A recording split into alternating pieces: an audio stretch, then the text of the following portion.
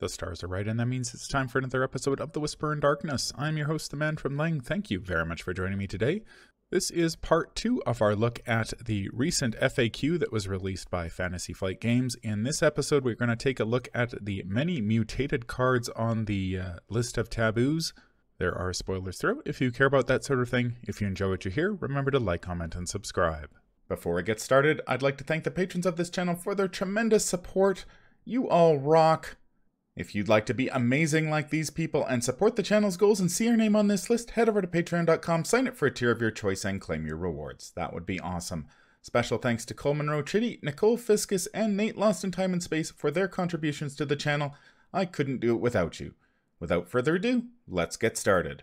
Welcome back, everyone, to our continuing coverage of the FAQ that was recently released for the Arkham Horror LCG. We've got the whole gang together to discuss the mutated cards that ended up on the list. There are a whole bunch to discuss, and we are going to dive right in. The first two are Hypnotic Gaze and Banish, both mystic cards that had their text altered so that they now operate with Bless and Curse tokens in mind. People weren't playing Hypnotic Gaze and Banish because they were bad with Bless and Curse tokens. They were not playing Hypnotic Gaze and Banish because they are bad cards.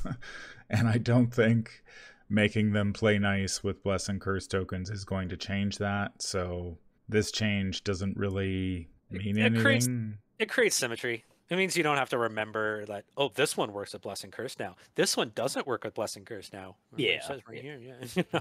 Yeah, I like the philosophy behind the move, which is just make the cards consistent with this new mechanic that we introduced. And I like that. Yeah. It's not nearly as impactful as adding those tokens to Voice of Ra or Jewel of Aurelis, but it's consistent, and I like that. Yeah, symmetry. Yeah. Symmetry's good here. Yeah. So don't expect to see a whole bunch of decks packing Hypnotic Gaze or Banish now that that change has been made. They're still pretty niche, or in the case of Hypnotic Gaze, I think just outright bad. So the other Mystic card added to the mutated list is David Renfield. Just a quick reminder, he's a 2-cost asset with an intellect, skill icon, ally, and patron trait. While David Renfield has at least 1 doom on him, you get +1 willpower. As a free triggered ability, you can exhaust David Renfield. You may place 1 doom on David Renfield, gain 1 resource for each doom on David Renfield. He has 2 health and 1 sanity, takes up an ally slot.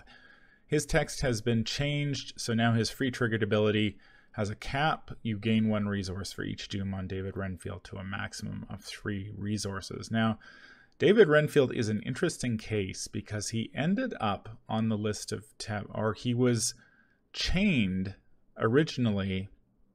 They added 3x, was it 2 or 3 XP? 3. 3, because he didn't play nice with Amina, who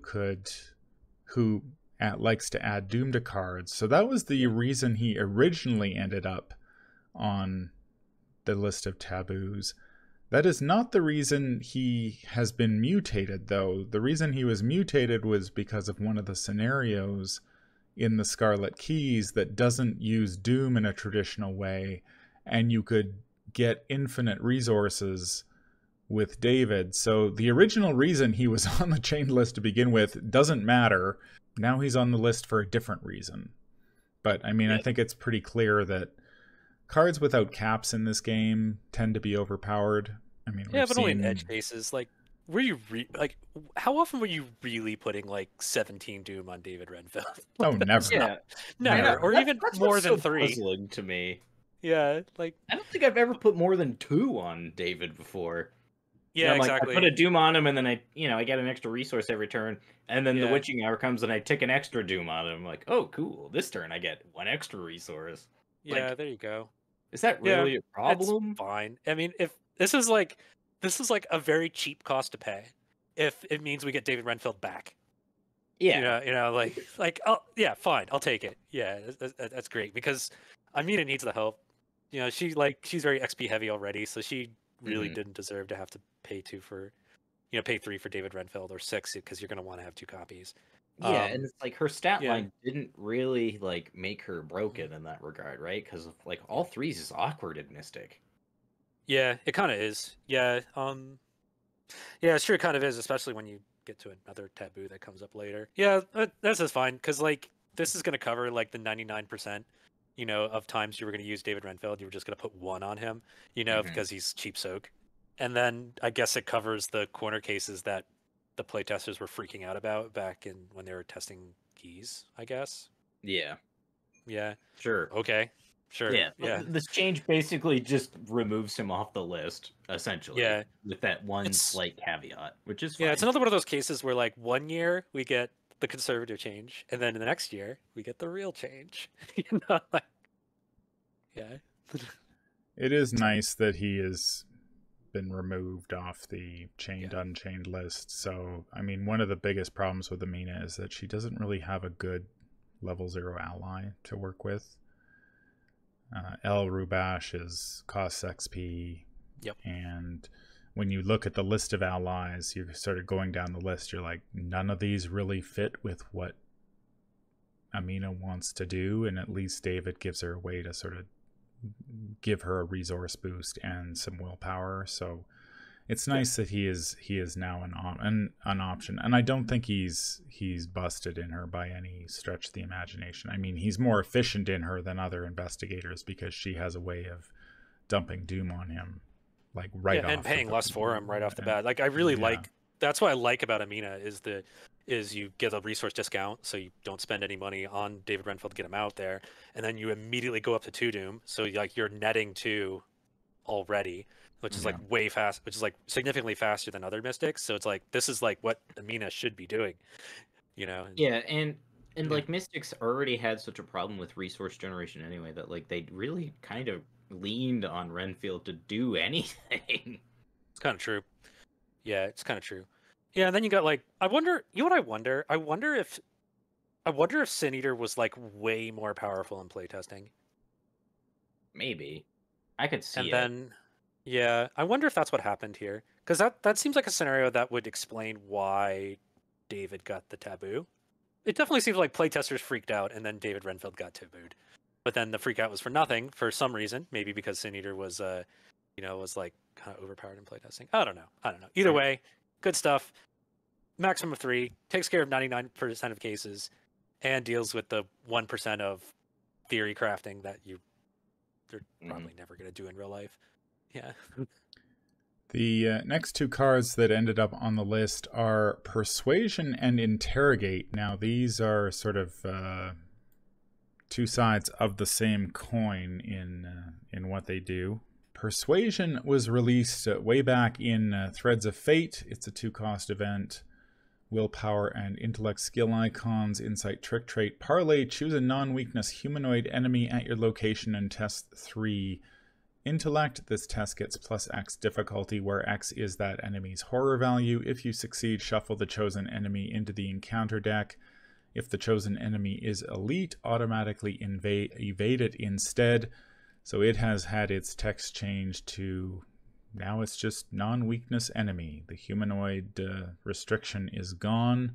What do you guys think about this one? This is kind of interesting because I think what's going on here is I think if we follow the pattern we're saying about, okay, so these are taboos for what is coming in the future, and I think this means is Alessandra. I think it sounds like Alessandra can use Persuasion and Intimidate. That seems to be what we're getting here, and these needed to be made viable in Alessandra. And I think that's what happened here. And I remember way back when we were discussing the level 2 upgrade to handcuffs back in the day. And we were talking about how the problem with handcuffs is the humanoid restriction.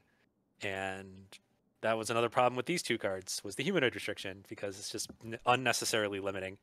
So nice to see that you can take them now. Like this makes them playable effectively. So, yeah, and one of the things about the Seeker level 0 card pools, they don't have a great deal of enemy management tools at their disposal, and Persuasion was always one of those cards that was like, man, if this didn't have the restriction on it, it might actually be worth looking at least in your your starter deck before you got all the ultra powerful Seeker cards and can do whatever you wanted to. So that being said, there's kind of a larger person I think problem with the game is that non-elite enemies are just like a joke when it comes to like difficulty. You know, because even Seekers can one-shot them, you know, with like events. So it's like, I think it's a larger issue with the game, and that is one downside I think of the Persuasion being able to target anything. Is like it's just another brick in that wall.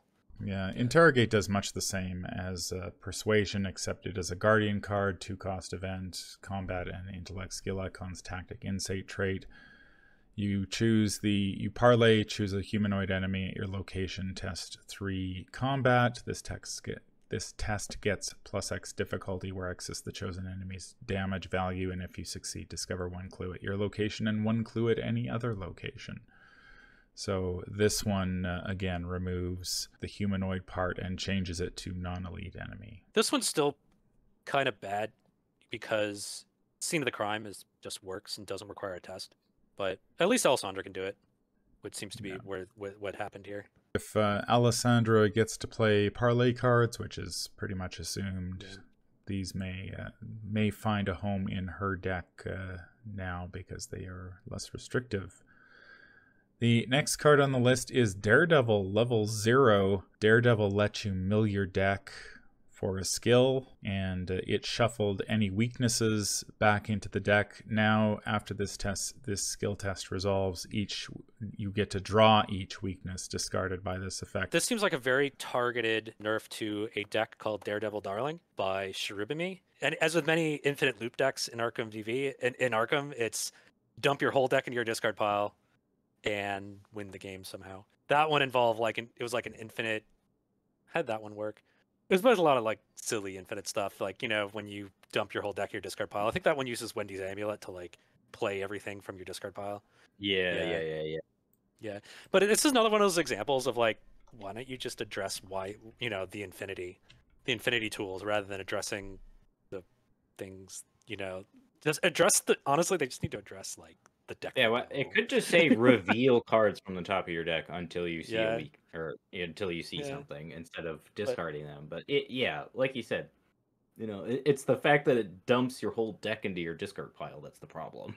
Yeah, exactly. It's no one was ever using it to like do the thing that it was intended to do, which was get you a skill. This thing is, I'm gonna dump my entire discard pile and then initiate some absurd silly combo. Yeah, it's like, just deal with deck flipping and that type, the recursion, you know. So this one is targeted at an infinite combo. So if you weren't playing that deck, you probably didn't even know that was an issue. The next card is Trish Scarborough. This is I think the only investigator on the list who gets a little tweak. Trish the Spy, 2424, agency detective. Her response, the original response, is after you discover 1 or more clues at a location with an enemy, either discover 1 additional clue at that location or automatically evade that enemy, limit once per round. Her response now reads, after you discover 1 or more clues at a location with an enemy, either discover 1 additional clue at that location or automatically evade that enemy if it is non-elite. Okay. Limit once per round. I know that you have played a lot of Trish. Nate, what is your thought on this? So yeah, I've played a lot of Trish, and at least you can still discover a clue with an elite enemy at your location, which is often what really matters in most scenarios, because you get to that ending location, and like the Witching Hour is a great example that comes to mind. You get to that last location, and you either need to discover all the clues or defeat the enemy. And Trish still lets you get the extra clues to advance quickly. And then you could still use her ability to do all the other stupid, silly nonsense that you could with non-elite enemies. So it is a slight nerf, but I think it's trying to adhere to their design philosophy that elite enemies should be more difficult to deal with, and that you shouldn't just get things for free when dealing with them. Yeah. It's interesting that they addressed this elite thing, but they didn't address Predator or Prey. Listen, man, I don't know. One thing at a time here. Makes me wonder though if Trish is getting more tools in Hemlock Vale. I I don't wonder know. if that's I what think caused it this to like change rise to the top. You know. maybe. I feel like this change was probably a long time coming, or Hmm. was probably an oversight in her original design. Yeah, it's Because only like 4 yeah, years late. I mean, it's fine. yeah, it's like you really shouldn't be able to evade an elite enemy for free like that because it really does kind of neuter a lot of scenarios' difficulties. Hmm. If you could just like the organist is a great example. Like being able to evade the Oh organist God, for yeah, free is so stupid. yeah, it's true.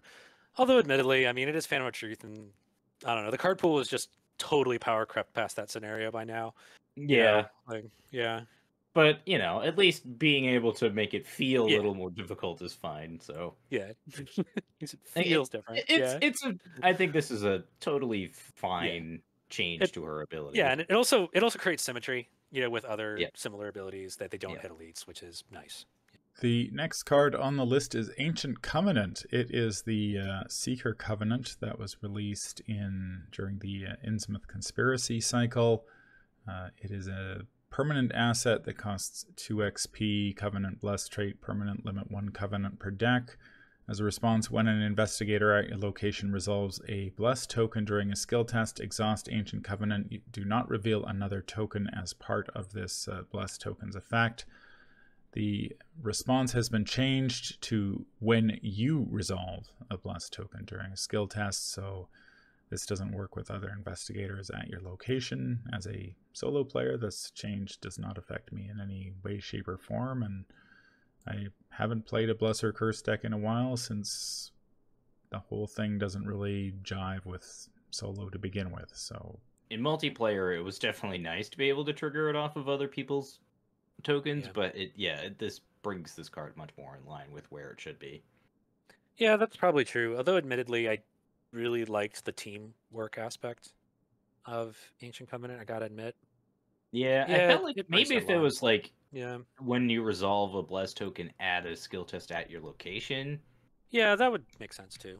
Yeah, that would make sense. Kind of like the Rogue and Seeker ones Yeah. for for curse tokens. That would make a lot of sense because I liked the team building aspect of Bless. Now it's been confirmed that Bless and Curse are coming back. Maybe this one was overperforming. Hmm. Yeah, Yeah, okay, I I can get see it. that. All right. Because, Yeah, like, small. you're triggering it for free regardless of where you are in the map. And, at the very Yeah, least, like, making you think about drawing those tokens is nice. I like yeah, this change a lot. yeah. I mean, and again, it's I guess like kind of like with David Renfeld. It's a small price to pay if it means we get more Bless cards. Hmm. More ways to generate Bless tokens and use Bless tokens. So yeah, maybe this was overperforming. With the Bless cards that are coming. And So at yeah, least in this my makes sense. opinion, permanent cards should only affect the person with the asset. Ooh, interesting. Well, that's a whole philosophical debate for another video. Hey, maybe we can get some clickbait. We can make some clickbait where you and I are like going like this, and we can have our throwdown about teamwork. the next card on the list is Geared Up from the Edge of the Earth. Geared Up is the permanent asset that allows you, when your first turn of the game begins, play any number of item assets from your hand, reducing the cost of each by 1. During this turn, you have 3 fewer actions to take. You probably identified the issue with this card immediately when it says play any number and has no restriction. Of course, that led someone to bust this card by playing half their deck using backpacks and such. So now you are limited to playing 5 item assets. And they're So played one it thing, one at a time, right? Because before they were just the wording all was at once. unclear. Yeah. Yeah, Yeah. yeah. That's what did it. Is yeah, because like as written, geared up, like you wouldn't get to trigger backpack because you play the assets all at once. There's no Mhm. like window in between. Which led to like it was kind of weird because it's kind of like playing them all at once is kind of unusual, and it's kind of unintuitive compared to say like Ever Vigilant where you do play them Mhm. one at a time. Yeah, so at least they cleared that up, but it also opened up other things. Personally, what I think really broke it was actually Schaffner's catalog, Mhm. because yeah, because then you're gaining resources mid turn. But Mhm. yeah, that's fine. Okay, that just means you can't do silly stuff. I'm Yeah. glad they did finally deal with the whole one at a time thing, because I know Yeah. when the card was released, there were a lot of arguments, at least in the comments section of my videos, about like, what does that mean? Are you playing them all at once, or are you playing them, you know, is there a break so you can play backpack? And I mean, my interpretation of the rules was that you couldn't play backpack, didn't trigger, but other people said it did, and now they're like, well, it does. So there you go. And there's consistency there with like Ever Vigilant, where it's like, oh, but this one you have to play them all at once, but this one you play them one at a time. Yeah, no room for that. Let's have consistency. So sure. And you know, small price to pay, you know, that you can't like do weird Schaffner's backpack silliness. You know, that's fine. Next card is Jeremiah Kirby, Arctic Archaeologist from the Edge of the Earth. A Seeker card. No real surprise that we're seeing a Seeker card, another Seeker card get mutated. Jeremiah is a 4-cost asset with an intellect skill icon, ally, Miskatonic Wayfarer trait. You get +1 intellect. As a response, after Jeremiah Kirby enters play, choose even or odd, reveal the top 5 cards of your deck, draw each card with a cost that matches the chosen option, shuffle the remaining cards into your deck. He has 2 health, 1 sanity, takes up an ally slot. Jeremiah is being limited to twice per game because, I mean, you can build your deck to just draw a ton without too much difficulty. Yep. It sounds like one of those things where you developed some combo and then Kirby just draws all the combo pieces in a single go, and then you just do it all over again. And just why? Yeah. Just address the one real problem, please. Yeah, just address all the recursion and the ability to flip your deck over and draw through your whole deck. Yeah. Jeremiah Kirby's an interesting one because, like, I think he suffers. I think all Seeker allies actually suffer from the fact that as written, Milan is super powered. And I was convinced by an argument that I saw sometime last year that the problem with Milan is that he kind of deserves to be both chained and mutated. Like, he deserves to be like XP and once per round. But FFG doesn't want to do that. Yeah. Just remove him from the game then, if that's really like the problem. Oh, you're talking about Kirby. Yeah. No, I mean, I mean, in both cases, right? Like, if they're causing unhealthy card design problems, then just get rid of them. Yeah, so I feel like Kirby kind of needed to be 0 XP just because Milan is 0 XP. You know, because they both provide intellect, they both have like the soak, and you know, and yeah, I get it, but yeah, this is one of those issues of like they need to address the all the recursion, you know. Yeah, I don't like totally out of the scope of this video, but yeah, I don't even know how you'd begin to do something like that, because the next card that we're going to talk about also suffers from the same problem. Yes. Yeah.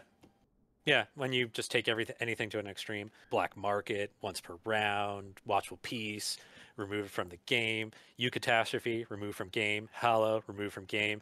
You know, it's like, it's all just stop recurring things. You know, like, they could make the taboo list so much shorter if they just address that. The next card on the list is Burn After Reading from, I believe this was Edge of the Earth as well.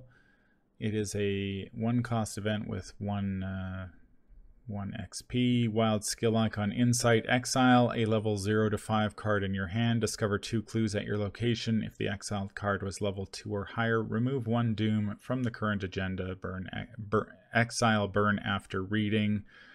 This one is now limited to max twice per game, largely because in standalones people were abusing the shit out of this card, and you could play it without really any cost in a standalone. So I mean, I like this card as a way to discover clues without making skill tests in Survivor, but yeah, obviously in standalone it's a problem, but I mean, it's not the only card that's a problem in standalone, because there's no repercussions for playing exile cards in standalone, really. Yeah, which is kind of a larger deal. Yeah, like what's it, the Unscrupulous Loan, kind of amazing in standalone if you like never have to deal with the downside. Yeah, this is kind of a bad precedent in my opinion. Like, they're tabooing things because of standalone. Like, really, like, let's not go down that road. Yeah, because It's there's like- because that means like so many other things deserve to be on the list as a result. And this is something with remove from game on it, by the way. Mhm. I mean, what's to stop a similar group from just taking 8 fickle fortunes? You know, that also remove Doom from the agenda. Yeah, this very much reminds me of like the Delve Too Deep problem, right? Where Yeah. Delve Too Deep was very much a problem when you could play 8 of them in your group. Yeah. Yeah, it's also like really weird that like, wait a minute. Oh yeah, but Fortune or Fate says max 1 per game. So Yes. okay, that's okay. I see. I see.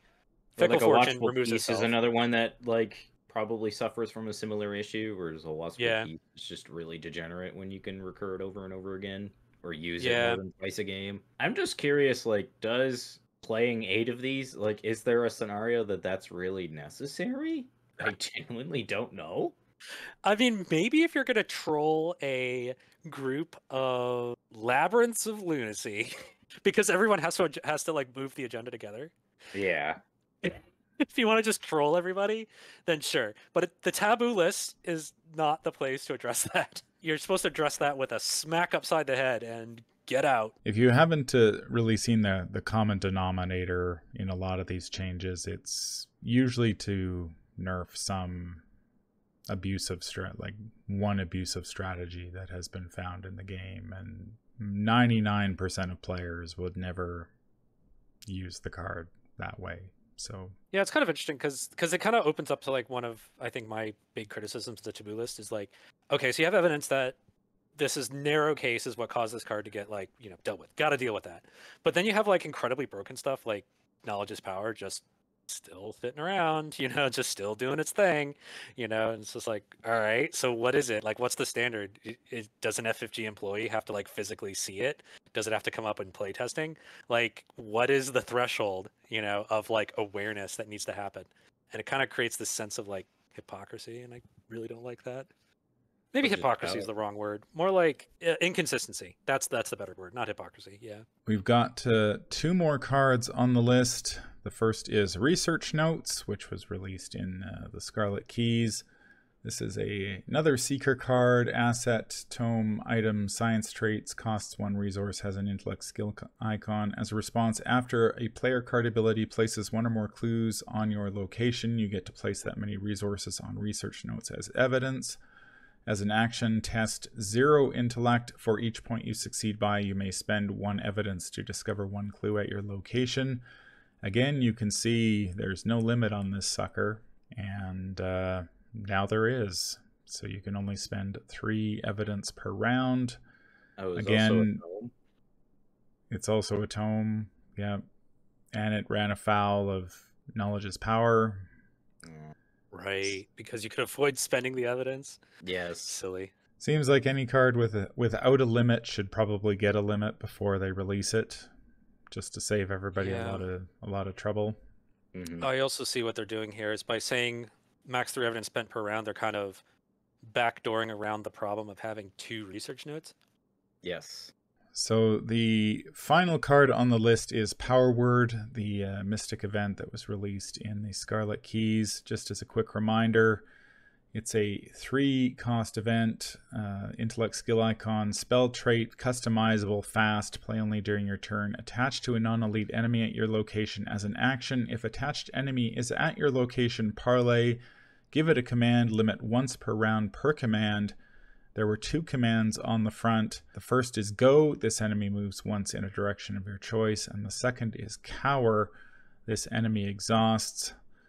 Holy hell, this is a mess now, to be honest. Yeah. So I think I see what happened though. So I what think I they see. have done is Power Word had a whole bunch of customizations. The Mercy customization, which allowed you to heal damage and or horror equal to an enemy's respective damage and horror value, has been eliminated.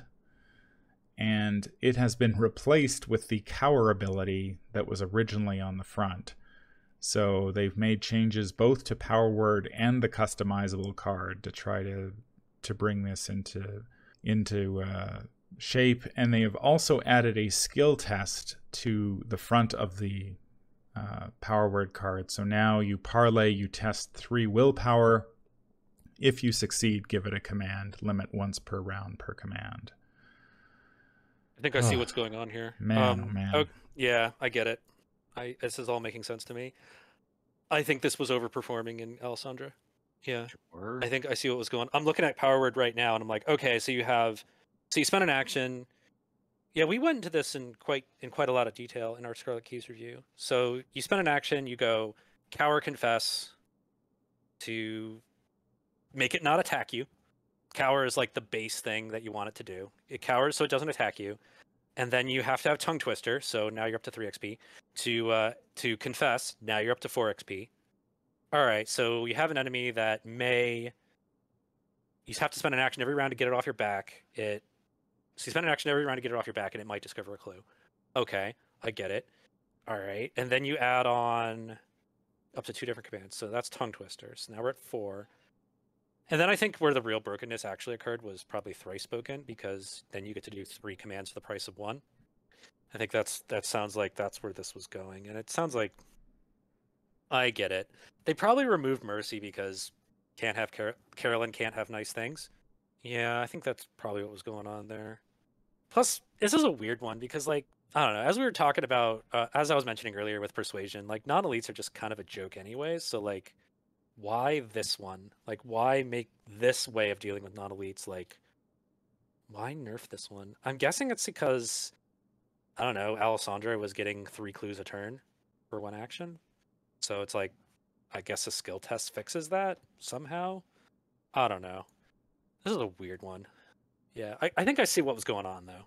Well, I think in the article that accompanied the FAQ, they were talking about how, like, once you got Power Words set up, you basically had a lock on everything, and there was nothing that the game could do to stop you.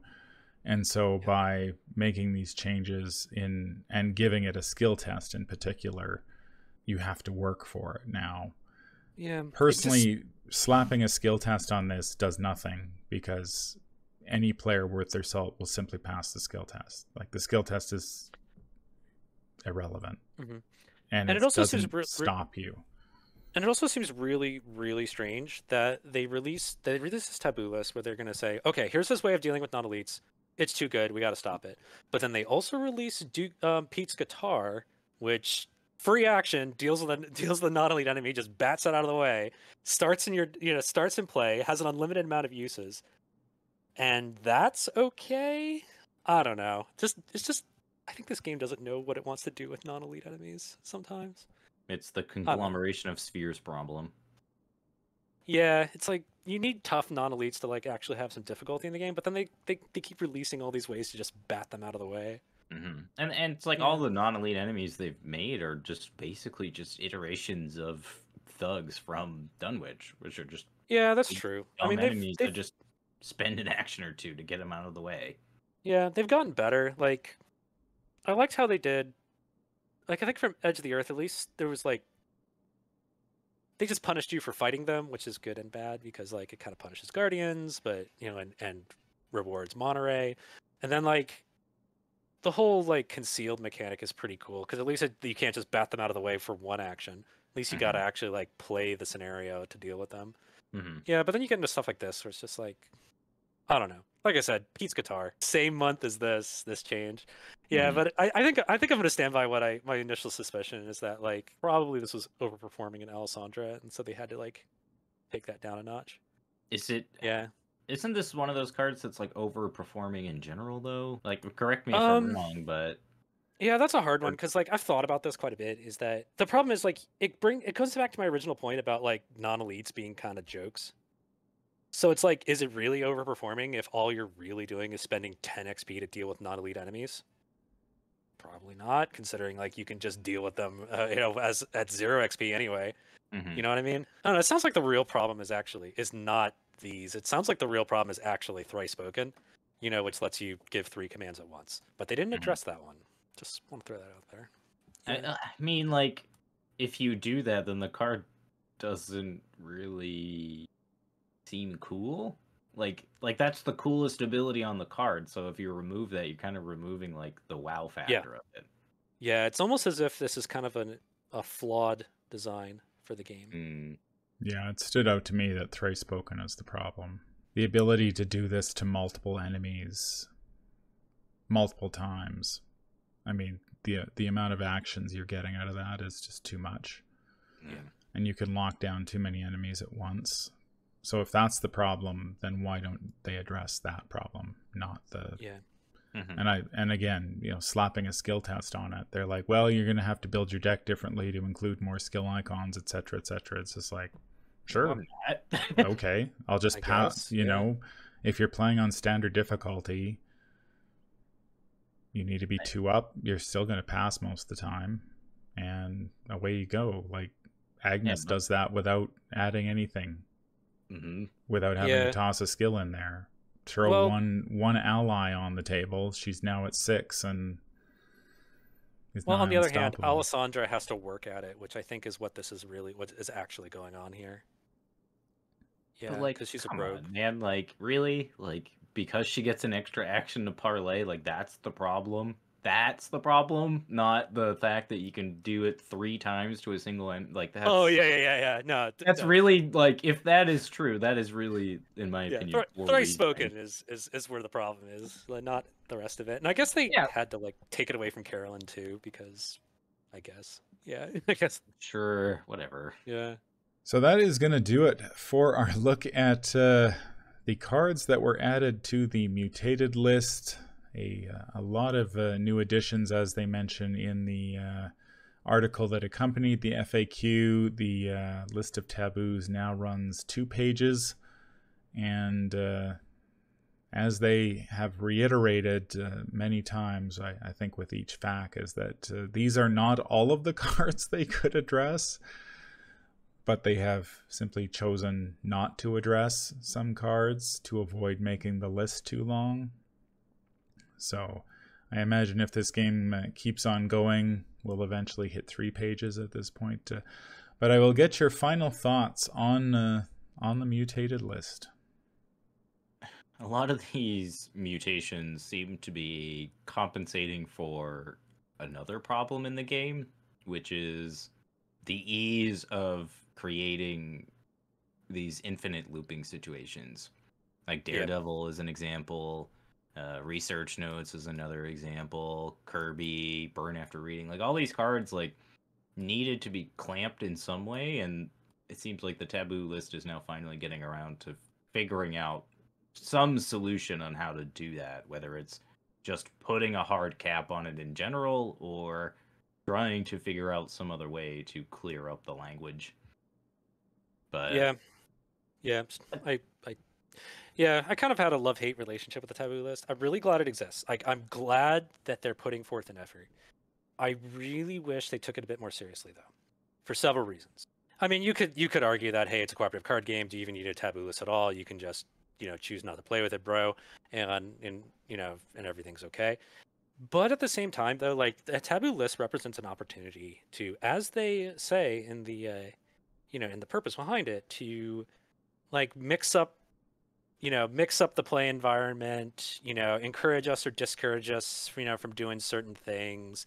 And in general, all of that, especially now that we're only getting 1 release a year, adds to the energy behind the community of the game. It gets us talking, it gets us recording, 90 minute to 3 hour, however long this thing is going to end up in the end session. I mean, you are going to cut out my 2 hour rant on Streetwise. Is that correct?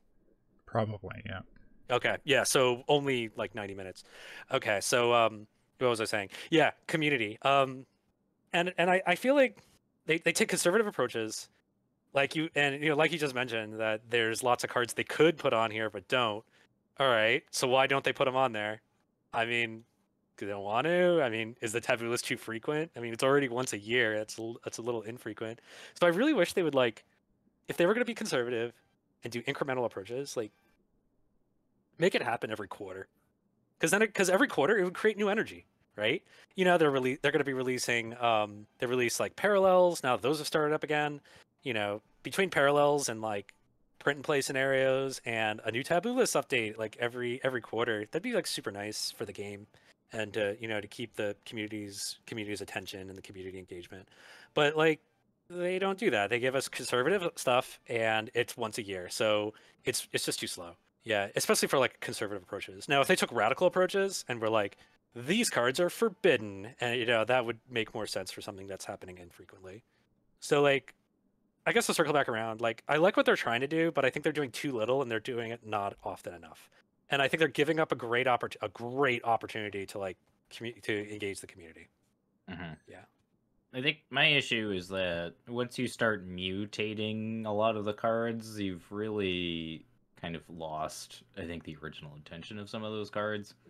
Yeah. And Yeah.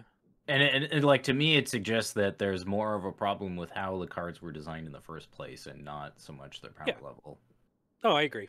Yeah, I agree. Like, especially when it comes to like, it seems to me that the game as designed when when the deck cycling rule was put into place is like very different than the game we got. Mm-hmm. But yeah, and I think like this taboo list would easily be one page if they nerfed deck cycling. By the way, let's be precise. More than half of that second page is artwork. So it's not 2 full pages. It's like 1.3 pages. So Mm-hmm. let's be precise. It's not too far off. So I think if they just like went a little deeper, took a more radical approach on like certain things, then the list would be shorter as a result and probably more effective. Yeah. I would just make it a forbidden list. I don't really like the chaining and the mutating for the most part. Like I do appreciate certain mutations, like the ones that sort of account for bless and curse tokens. Like those I appreciate because symmetry. it creates consistency and symmetry within the game. But then other stuff like this Daredevil nerf is clearly just it's here to address some issue that's underlying in the game's mechanics, not so much like the card itself. Yeah. Yeah. Like one specific card, just why does it do this? I don't know. Yeah. Yeah, and it kind of brings up my earlier point about how it kind of creates this inconsistency in application. Like, what is the threshold beyond which, it's taboo time? And we don't know what that is. Yeah. We don't... Yeah, because it sort of seems arbitrary a lot of the time. Yeah. Like, knowledge is power is, I think, kind of the cornerstone case of that is like, this card is clearly just doing things that should not be permitted in the game. Yeah. And yet, here it is still existing pretty much not unchanged whatsoever. And the function is unchanged. It just takes this card is fine. Like drawing thin is considered fine. Like it really just doesn't make sense to me in that regard. Like just ban cards if you don't want people to play with them. Oh yeah, there you go. Yeah, and I think I do wish FFG would be a little more open with the expectations that they design their scenarios around. Are they designing Hemlock Vale assuming we're going to have knowledge is power, and lots of fast actions and pathfinders and higher educations? To me, it seems the answer to that question becomes increasingly yes. That is how they intend to design the game. Yeah, but it sure doesn't feel like it because even on harder difficulties, like when you bring the full weight of the full card pool. Well, I think that's probably what they're trying to do is like they want you to start playing at harder difficulties. Yeah, but even then, like, well, that's a whole other video in itself is how difficulty works, how the difficulty modes work or don't work in Arkham Horror. Yeah. Mm-hmm. Yeah. But yeah, I've always kind of been apprehensive to the taboo list. One, because I primarily play solo and 2-player, so a lot of these changes never really came up or mattered. And the cards that end up being a problem, I just don't play with them because like nothing on the taboo list really changes how I feel about them personally. So oh yeah, I see what you mean. Yeah, I agree with you for the most part. There are a couple of exceptions that I think there are a couple exceptions to that, like I won't get into it. like Trish, I mean it brings her into like symmetry with other effects, but like that feels more like an errata than it does like exactly there you go, an errata. Yeah, like the Milan errata, I mean mutation. That those make sense because you bring them in line with other things, which is appropriate. I mean, do you even taboo at all, Cameron? No, not really. Yeah. No, I've really had sort of a I think I'm in the same boat as Nate. As someone who plays 99% of my games solo and then occasionally two-handed, most of the changes on this list don't matter to me because I'm not building degenerate decks that cycle themselves infinitely and do all that. And you know, I suspect that most players are in the same boat, and so this is targeting, you know, basically a handful of deck builders out there who are attempting to intentionally break the game. Yeah. I think my biggest issue with the FAQ and the list of taboos is just the sort of goes to the lack of communication that FFG has had. Releasing an FAQ once a year, it's just not enough. And because what's going to happen, we're going to get Feast of Hemlock Vale at the end of February, it looks like. And then we're not going to get another FAQ addressing any of the questions from that for a year afterward. Oh, true. Yeah, because the timing. Or 6 months or whatever. And it's just too long. It's just, it's too long.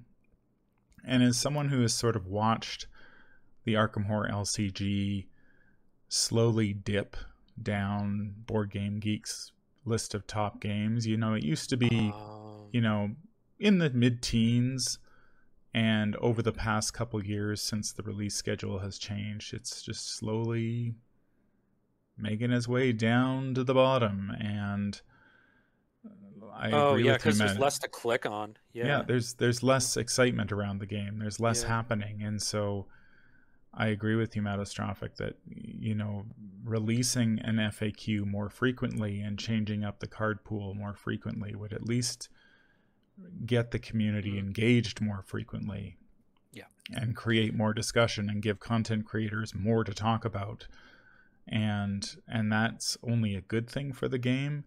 Yes. As for the list, you know, as we go through each of these cards, I feel like,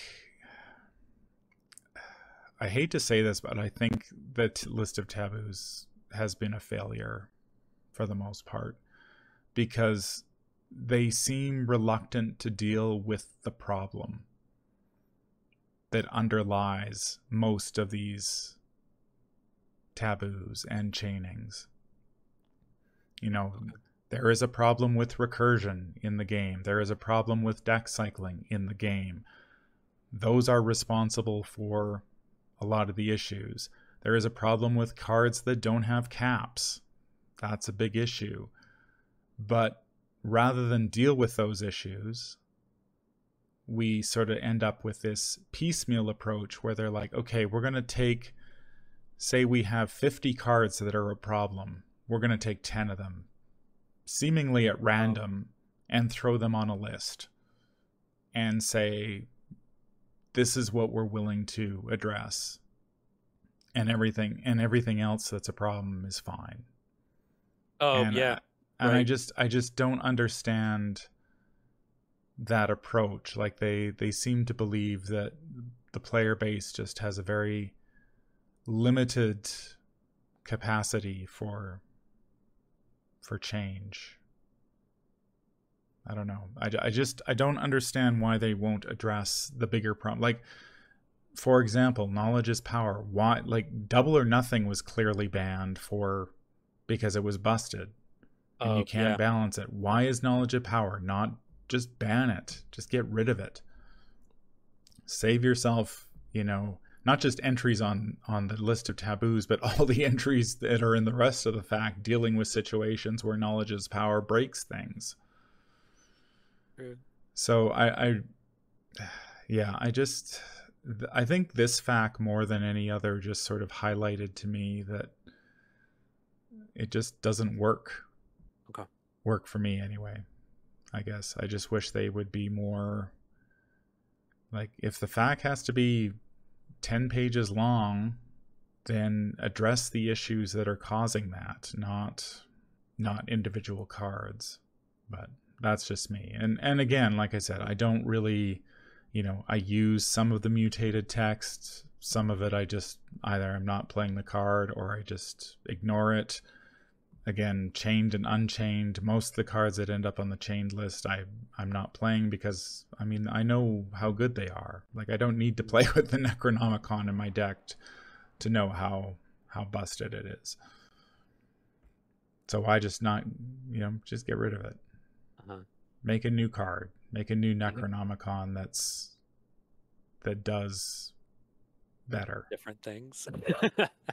Yeah. I mean, Necronomicon should just not be a player card at all. It doesn't make any sense to me why that should be a thing anyway, when the core set sets a precedent that the Necronomicon is bad.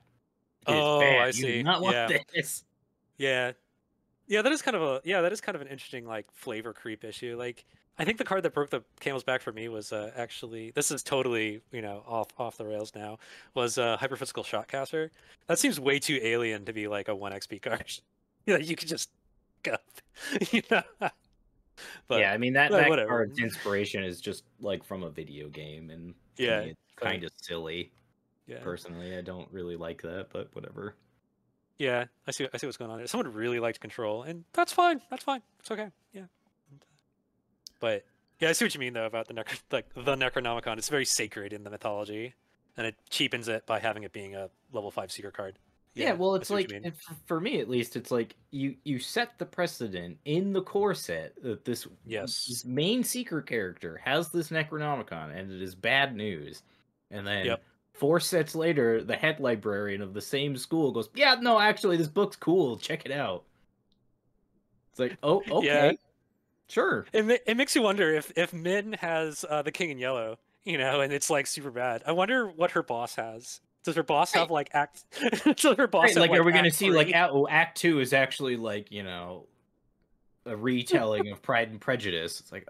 Well, let us know in the comments down below what you think of the cards they mutated this time around. Do you think the designers have done enough? Do you think they could do more? Do you wish they would just leave it as is and let people play the game? Let us know down below, and we'll be back with a discussion about the other changes that were made to the FAQ in a future video. 2 pages down, 22 to go. That's going to do it for this episode. If you enjoyed what you hear, remember to like, comment, and subscribe. If you need to contact me, I can be reached at manfromlang@gmail.com. I'm also on Twitter at manfromlang. Until the stars are right, keep your shotgun close and your elder sign closer. Take care out there, and happy investigating.